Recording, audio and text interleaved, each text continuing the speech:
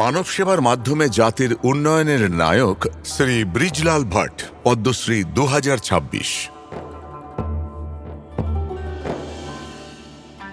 পৃথিবীর এই স্থানটিকে ভূস্বর্গ বলা হয়, কিন্তু একসময় এই স্বর্গকেই দেখতে হয়েছিল নিজের মানুষদের ভয় ও অনিশ্চয়তার মধ্যে ঘর ছাড়া হতে। সালটা ছিল 1990। এমন এক সময় যখন রাতারাতি অসংখ্য মানুষকে নিজেদের ঘরবাড়ি ছেড়ে চলে যেতে হয়েছিল। যখন অনেকেই চলে যাওয়ার পথ বেছে নিয়েছিলেন, তখন ব্রিজলাল ভট্ট থেকে যাওয়ার সিদ্ধান্ত নিলেন। আমার মন একটাই কথা বলতো, আমি কখনো কাশ্মীর ছেড়ে যেতে পারবো না। আমাদের লক্ষ্য ছিল খুবই সরল, সেটা হলো মানব সেবা, জাতির উন্নতি করা।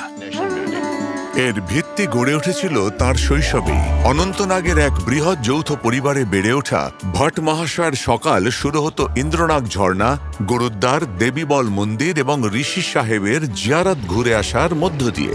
এই গঙ্গা যমুনী তেহজিবই পরবর্তীকালে তাঁর জীবনের সবচেয়ে বড় লক্ষ্য হয়ে উঠেছিল।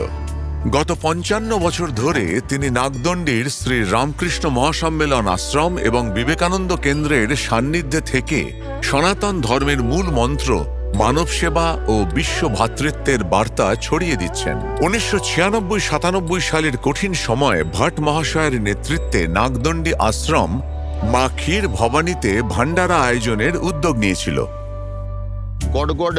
শুরুর দিকে মাতা ক্ষীর ভবানীর ভান্ডারায় মাত্র 400-500 মানুষ অংশগ্রহণ করতেন, কিন্তু আমরা কোনো ভয় না পেয়ে এগিয়ে যেতে থাকি।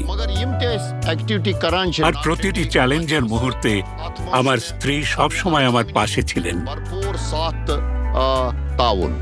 তার সেই নির্ভীক উদ্যোগের সুফল আজও স্পষ্টভাবে দেখা যায়। 2024-25 সালে সেই একই ভান্ডারায় 35,000-এরও বেশি মানুষ প্রসাদ গ্রহণ করেছেন।